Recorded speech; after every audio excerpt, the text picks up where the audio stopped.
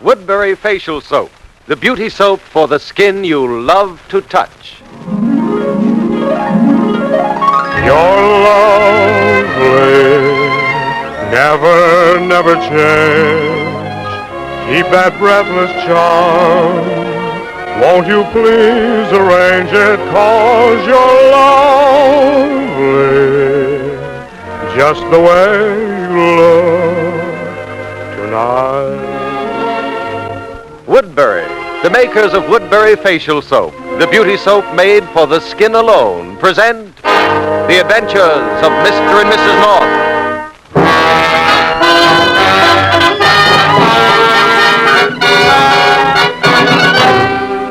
Pam feels like going to the movies because she decided that Jerry's been working too hard and needs an evening of relaxation. Well, that's all right with Jerry because he feels like going to the movies, too. But he'd like to know what they're going to see. So as he and Pam walk toward the neighborhood theater, he asks her, What picture are we going to see, Pam? Oh, I forget the name of it, darling, but I know you'll like it. It has, what's her name in it? And I like her, huh? Oh, you know who I mean. She was in that picture with, Jerry, that tall, dark-haired fellow. There are a lot of tall, dark-haired fellows in the movies, darling. No, but this one, he was in... I know. He played in the picture with what's her name? That's right. Oh, what is his name, Jerry? I haven't the slightest idea. Well, I see I'm not the only one who forgets names. And you always say that I never can remember. Oh, that reminds me, Jerry, I forgot to tell you. That fellow phoned today. What fellow? I don't remember his name, darling, but I wrote it down. And his phone number, too. Well, who is he? What do you want? Oh, you know, that author. Darling, I know lots of authors. I'm a publisher, remember? Well, this one's from out of town. Ohio or someplace. Eugene Lawrence? Yes, that's it, Eugene Lawrence. Is he in town? Yes, but he'll be leaving tomorrow. But, Pam, I want to see him. Where'd you say he's staying? I didn't. I don't remember, Jerry. But I wrote it down. Well, I'll go back to the apartment. I want to call him. You go on to the show. But, Jerry... Darling, this is important. It's business. I'm publishing his book, and there are certain points we've been discussing through the mail that I'd like to talk over in person.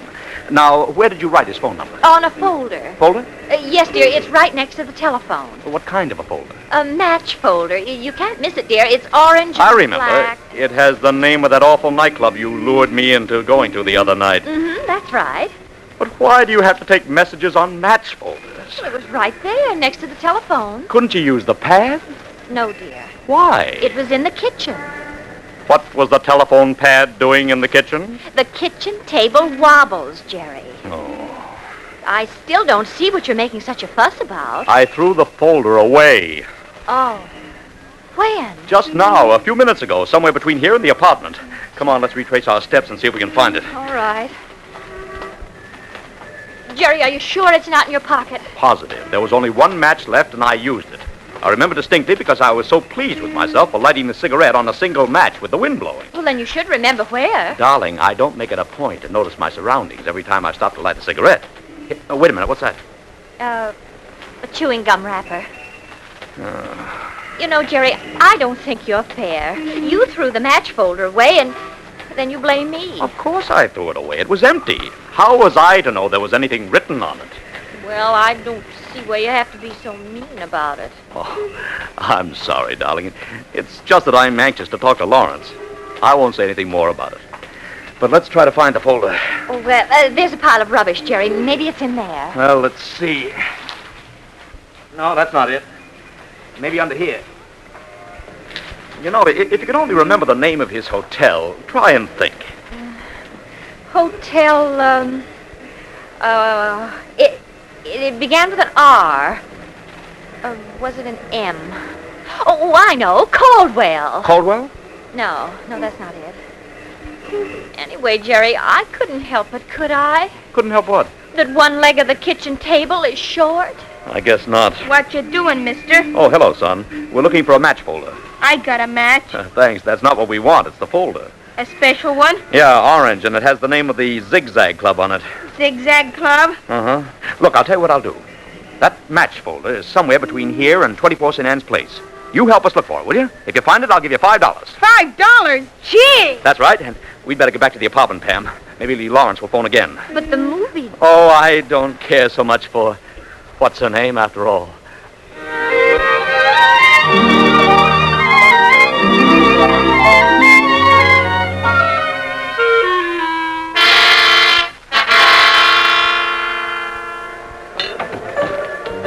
Good evening, Axel. Nice evening. Beautiful evening. It stinks. Okay, so it stinks. What do you have? Nothing.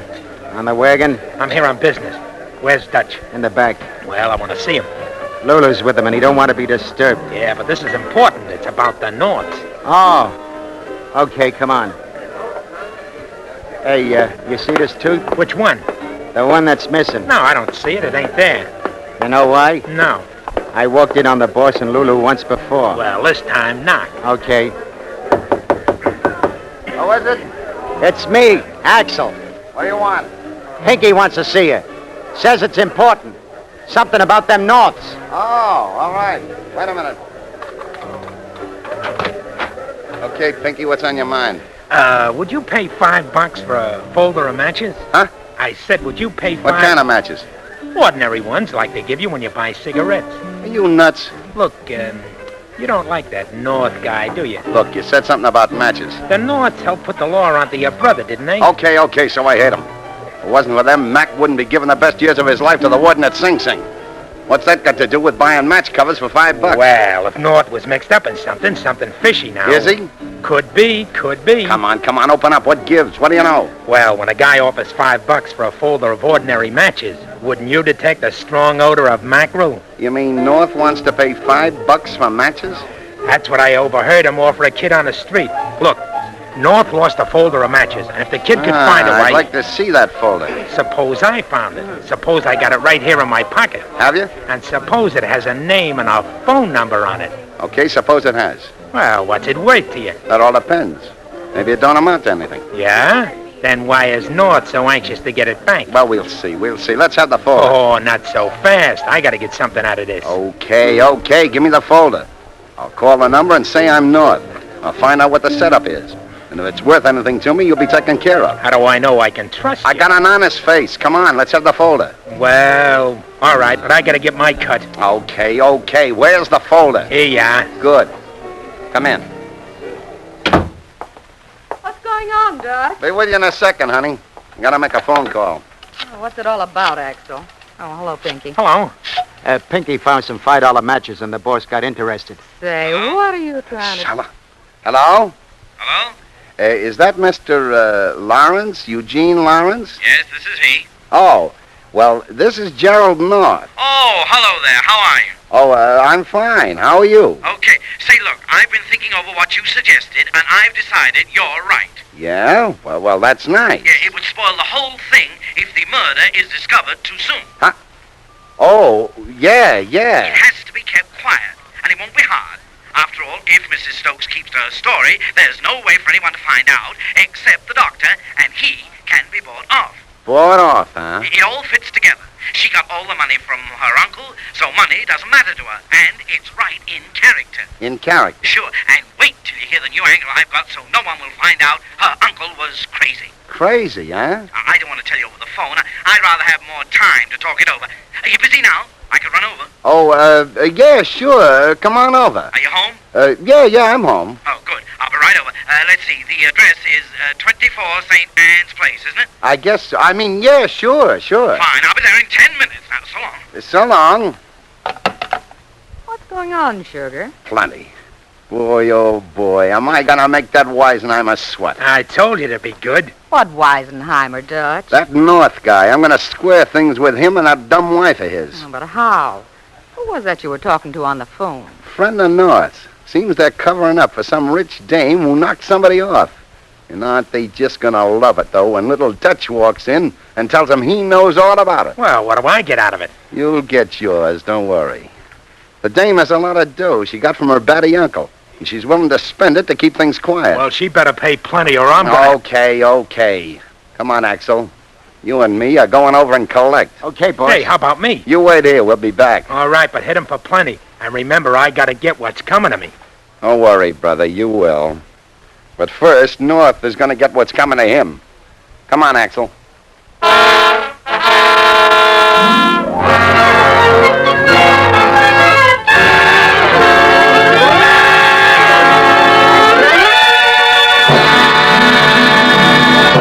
We'll be back with the Woodbury Facial Soap program and Mr. and Mrs. North in a minute. But first, this is Ben Grauer for Woodbury Facial Soap, the beauty soap made for the skin alone. When a man says he likes you to look natural, ladies, you know what he means. He wants you to look naturally lovely. And that's why those smart young beauties, the marrying Woodbury Debs, never miss their Woodbury Facial cocktail. One of the most glamorous Woodbury Debs to marry recently is pretty Joanne Newcomb of California. She's now Mrs. Guy Price, Jr. Her complexion is velvet smooth and clear. And if you could ask her about skin care, she'd tell you, he loves me with that fresh, natural look my Woodbury Facial cocktail gives. So I pat Woodbury lather into my skin till it glows, then rinse twice, first with hot water and then with cold. How does it happen that so many popular girls trust their complexions to no soap but Woodbury? Because Woodbury Facial Soap is made for the sole purpose of keeping skin lovely, by skin scientists who know the nature of fine-textured skin and how to care for it. They put into Woodbury Facial Soap only the purest beauty oils, plus a special costly ingredient for extra mildness. Naturally, your skin is softer, smoother, clearer after a Woodbury Facial cocktail. So ask for Woodbury Facial Soap and follow the marrying Woodbury Debs to romance.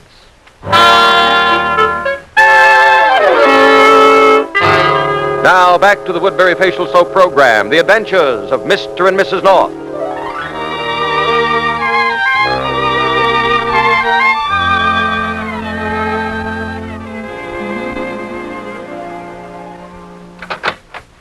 Hello. I'm Eugene Lawrence. Oh, swell. Come on in. Thanks. Oh, it's good to meet you, North. After all the letters we've written back and forth, it seems like we already know each other. Yes, gosh, I'm glad you came over. I've been trying to get hold of you, but your number was mislaid, and I didn't know where to reach you. I beg your pardon? I said I didn't know where to reach you, or I'd have called. But you did call. I did? I mean, Huh? don't you remember? No, what are you talking about? Our conversation about the book. You mean what I wrote to you? No, what you told me on the phone. On the phone? But I... Oh, here's my wife. Pam, I want you to meet Eugene Lawrence. Oh, hello, Mr. Lawrence. I'm so glad that you didn't wait for Jerry to phone you, because there was only one match left, and Jerry threw away the folder. Well, what's that? Yes. I suppose it's really my fault, but you see, one leg of the kitchen table was short, and I put the pad under it, so I had to use the folder. Oh. We looked all over the street, but we couldn't find it. Jerry even got down on his knees in the gutter. In the gutter? In the gutter. Well, what was he doing there? Well, looking for your telephone number, of course. Perhaps I'd better go. Oh, but you just got here, Mr. Lawrence. Yeah, well, I know, but Miss North, just answer one question. Did you or did you not talk to me on the phone about 15 minutes ago? Just a second. We couldn't have, Mr. Lawrence. We weren't here. Hello? Hello, North. We're coming in. Come on. Wait a minute. Okay, Wait boss. a minute. Hello, Mrs. North. Axel and me thought we'd pay you a little visit. Well, And this must be that Eugene Lawrence guy. How do you know about me? It ain't how I know, brother. It's what I know. Well, what do you know? Plenty. Just what is it you want? We come to the point. Cash. For what? For keeping my mouth shut. About what? About a certain dame named Mrs. Stokes. what? Yeah. I know all about her. I know her uncle was batty and she didn't want anyone to know it. I know she knocked off a guy and is willing to put up her uncle's dough to keep it quiet. Well, I'm going to have a hunk of that dough, a big hunk. What are you laughing at? You think that Say, how'd you find out about that? All of a sudden, that ain't so funny, eh? I think I'm beginning to understand a few things at last. Okay. What I want to know is, do we talk business or don't we? I'm afraid you're barking up the wrong tree, my friend. Yeah? Yeah, it's all a mistake. Okay. Make like you ain't worried. But you'll sing different when I spill what I know to the cops. You're just wasting your time. I know.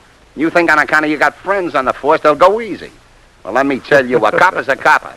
You don't know how funny this is. So it's funny. Do you make me an offer or don't you? We don't. Good. I was kind of hoping you'd take this attitude on account of I got ethics. And if you paid, I'd have shut up. But I always wanted to see you squirm, and brother, I'm going to. Come on, Axel. Okay, boss. And when things get hot, North, don't think you'll get out of it by putting it all on that Mrs. Stokes. By covering her, you've been obstructing justice, and that makes you an... accessory after the fact. Yeah, an accessory after the fact. Well, let's go, Axel. I got a phone call to make. And then I got an idea this isn't going to seem so funny to these punks.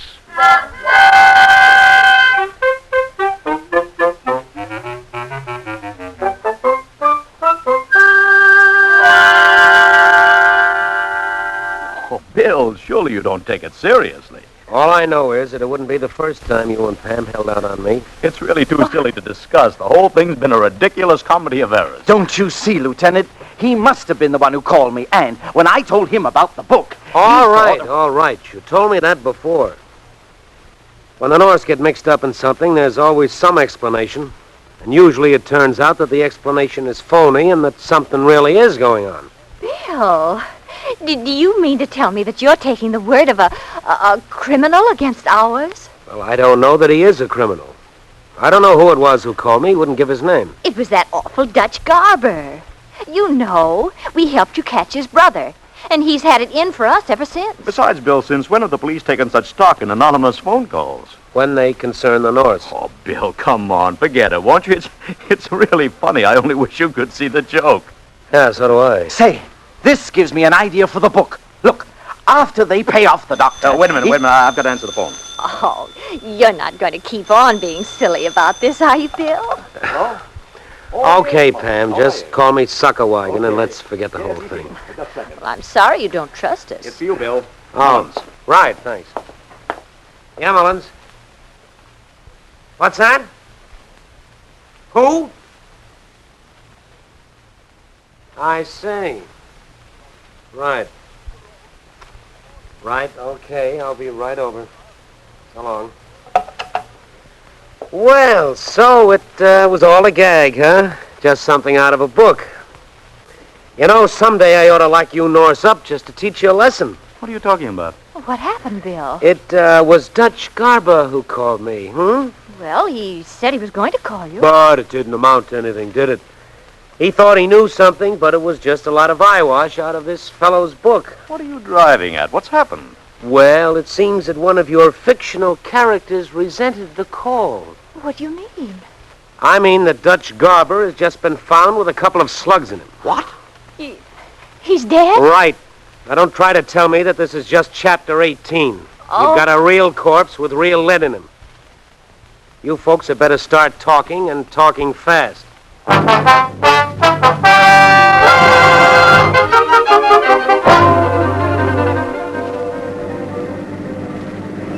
Gollies, I thought for a while that Bill was really going to lock us up, Jerry. Well, he's pretty sore, and I suppose you can't blame him. Now he'll never trust us again. Not unless we can solve this case and show him that we had no connection with it. Jerry, that's why I want to go down to Dutch's saloon. If we can find that fellow who was with him, he may be able to tell us something. I've got it all worked out. Do you mean you... After the doctor is paid off, Mrs. Stokes hides the body. Oh, that. Must we go into it now? Oh, wait until you hear the gimmick I've got. That place you didn't like. This fixes it up. I tell you, it's a twist that'll be a sensation. I wonder why Bill let us go. He saw he couldn't get anything out of us. It's dark, see? And she drags the body out of the car and dumps it in the river. But what she doesn't know is that... Well, here we are. The body that was in the car... Not now, please. We have work to do. Here, driver, keep the change. Thanks. Gollies. Not a very inviting place, is it? Well, it was your idea, darling. I've seen nicer places than this in nightmares. And nicer people. Yes. Jerry, see if you can find the fellow who was with Mr. Dutch. You know, the one he called Axel. Are you looking for me, Mrs. North? Oh, I didn't see you. What do you want? We just wanted to ask you a few questions. Suppose I don't want to answer. Oh, that'd hardly be hospitable. All we want to know is where you and Dutch went when you left our apartment. What's it to you? Oh, we just want to know. I come here. I don't know where Dutch went, so what? Where did Dutch say he was going? He didn't. Haven't you any idea whom he was going to see? Go peddle your paper someplace else. I ain't got time to bother with you. I'm sorry. I thought you might be willing to help. Help what? Help us find who killed Dutch. Who killed him? Say, what are you talking about? Dutch is dead, and we're trying Why, to find... you dirty rat! Hey, now, wait a minute. Yeah? Nobody's bumping off the boss and getting away with it, see? What are you doing with that gun? We didn't bump off the boss. Oh, no? Now I see why you thought it was so funny when he told you what he knew. You was all ready to take care of him, Don't huh? be silly. Get back to your tables, you mugs, and sit down. I'll handle this. Please, Mr. Axel, put that gun away. It's all a mistake. I'll put it away when I'm finished with it. Oh, gollies, everything's gone wrong. And all because one leg of the kitchen table is short.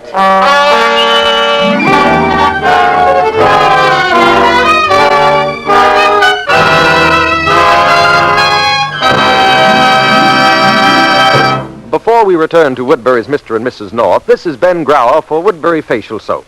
Ladies, when you work up a good bubbly lather of Woodbury on your face cloth and work it into your skin, you do more than make it immaculately clean. When you run your hand over your face, you find it softer and smoother. And when you look in your glass, you see a complexion livelier, more glowing. For Woodbury Facial Soap is truly a beauty treatment in cake form, as any glamorous Woodbury Deb will tell you. Now listen to what one of the loveliest has to say about it. She's Joanne Newcomb Price, a Woodbury Deb just married out in California. And she has a fine textured complexion that needs especially gentle care. Yet patriotic Joanne is not one to just sit around and look pretty. She's an ardent victory gardener and sells what she grows for war relief. And here's what she writes. Gardening's dirty work, but my skin stays clear and bright with Woodbury. Even California sunshine doesn't dry or coarsen my complexion. I love the clean feel and look of my skin after a Woodbury facial cocktail. He loves it, too. Why don't you follow the marrying Woodbury Debs to romance? Ask for Woodbury Facial Soap. That's Woodbury, Woodbury, the beauty soap for the skin you love to touch. Alice Frost and Joseph Curtin, the stars of Mr. and Mrs. North, will appear next Sunday night on Woodbury's other program, the Chamber Music Society of Lower Basin Street. Be sure to hear Mr. and Mrs. North on Lower Basin Street next Sunday evening, immediately following Walter Winchell. Consult your local newspaper for time and station.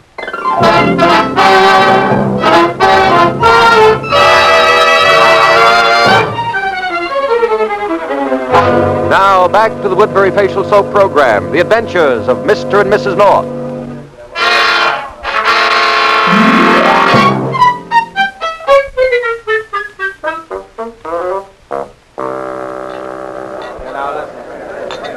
Okay, now. Get moving. In the back. Just a minute. Won't you please put that gun away and listen to reason? I ain't interested. Look, Axel, what makes you so sure that we're the ones who bumped off the boss? Any dope would know that. Oh. Didn't anyone know he was going to try to blackmail us? Well, yeah. Well, isn't it possible that they thought that we paid the boss and they killed him in order to rob him? Well, Of course. There's your answer, Axel. Who knew Dutch was going to come over? Wait a minute, not so fast. You're just trying to get out of it. Oh, no, we're not. But if you want to make an example, you ought to make it out of the right person. But how do I know the right person ain't you, huh? Would we have come here if we'd killed Dutch? I don't know. There'd have been no point in it. It would have been suicide. Why did you come? We want to find out who killed Dutch, and if you'd only help us, then we'd Well, okay. I guess you're right. Oh. It feels good to breathe again. All right, Mr. Axel. Now, who knew that Dutch hoped to get money from us? Well, Pinky and, Yes? only Pinky, that's all. I thought you were going to say someone else. I says only Pinky. All right, all right. Where can we find Pinky? That's him over there. Hey, Pinky, come here. Has he been here ever since you got back? Yeah. Hello. Hey, did I see a bit of gunplay a moment ago? Just a little disagreement. Think nothing of it. Don't worry. I'll only think something of it if something like that didn't happen in this place. Oh, hello, Mr. and Mrs. North. Oh, I see you know us. Oh, yes, I get around. I'd like to ask you a question, Mr. Pinky. Go right ahead, but I don't promise an answer. Where were you while Axel and Dutch were out calling on us? Right here. Why? Can you prove it? Maybe. What's it to you? Oh, nothing. Only you may have to. Yeah? Mm-hmm. And now may I ask a question? Sure. Little John Kieran, that's me. Who's that pretty girl at your table? Lulu? I don't know. I'm asking you. Yeah, that's Lulu. Dutch's girl. Leave her out of this. Oh, but Axel, with her looks, it's a shame to leave her out. But she don't know nothing, see? Shame on you, Axel. That's no way to talk about a young lady. I mean about Dutch's murder. Dutch's murder? Hey, what do you mean? Axel, you've spilled the beans. Hey, has Dutch been... As if you didn't know. No, Axel, honest, I was here the whole time. Well, while you two decide who was where, I'm going over and talk to Glamourpuss. Wait a minute, Nort. I tell you, she didn't know nothing, see? That's all right. With her looks, she doesn't have to. I just want to talk to her. Well, I'm going with you. So am I. Okay. Jerry, I'm surprised at you. She's nothing but a painted floozy. Well, I've always been an admirer of painting, sweetheart. Hello, gorgeous. May we join you? Why, sure, big boy. Sit down. There's a dame with you. Oh, don't mind her. She's a little number I picked up in the subway. Pinky will take her off my hands, won't you, pal? Jerry. I see you've got ideas, but my boyfriend will be coming back soon, and he's not going to like them. Dutch? Yeah. You know him? Sure. But don't worry about Dutch. He won't be coming back for a long time. How do you know? I know. So, come on. Let's be friends. Take your hands off of her. Why? She likes me. Don't you, honey? Well... See? Leave her alone. Go away, Axel. I'm busy. I see you are. North, if you don't leave her alone, North. I'm gonna... Did you say North? Yeah, Gerald North. Hey, what is this? Oh, Axel, now you went and spoiled it all. What is this, North? What's going on? What are you trying to do? That's what I'd like to know. Just checking on a motive? What do you mean? Well, I never really believed robbery was the motive because the murderer couldn't know where the Dutch had the money. So I began looking for another motive, and I think I've found it. Motive? Murder? Say, what are you talking about? About Dutch. He's been murdered. Hey, Lolo, please, Well, don't... I have an idea it was Axel who murdered him. what do Yeah, you- because you were in love with Dutch's girl. Oh, Axel, you And didn't. you figured this would be a good time to do it because Dutch had just informed on me, so I'd be suspected instead of you. After all, you thought I was already involved in one murder, so I was a natural fall guy. No, you don't. Don't reach for that gun again. Let go! Not yet, brother. Hey, Pinky! Jerry, look out. Pinky has a chair. Hey, Lawrence, how about some help? Right on, North. Get you! Watch out for those two guys. Guy's head's like a rock. This is what I was trying to tell you, North, about the book. There's a free-for-all, and then... Hey, break it up. Come on, break it up. I got you covered, all of you. Cops! Right, put up your hands, you mug. Axel's going for the door. Look out, Pam. We're in the line of fire, so Bill can't shoot. Here, duck under the stage. All right. We got down just in time. Yeah, Bill's driven him into the corner. Come on, drop your guns and come out of there. You can't get away. The place is surrounded. Okay, mister, you asked for it. You see, North, there's this free-for-all, and then the cops break in and arrest Mrs. Stokes, and then comes the switch. It isn't Mrs. Stokes. Mrs. Stokes is the corpse. And now I ask you, is that a switch, or is that a switch? Bill jumped him and got him. Well, North, how does the plot strike you now? Not so hard. Why? What's the matter with it? Well, somehow I found it awfully hard to keep my mind on it.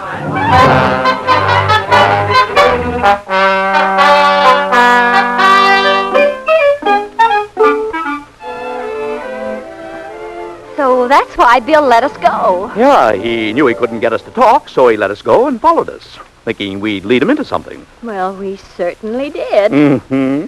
Gollies, Jerry, he came right in the nick of time. Just like the Marines. Oh, it certainly was lucky he followed us. Lucky. Well, wasn't it? Pam, do you think I'm crazy? What do you mean, dear? Do you think I'd have gotten into a fight with a murderer in a dive like that if I didn't know the police had been following me? Oh, you knew all the time. Of course. But even so, it was a pretty bad few minutes. I hope I'll never have to go through anything like it again. Well, I know what you can do to prevent it. What? You can fix that leg on the kitchen table.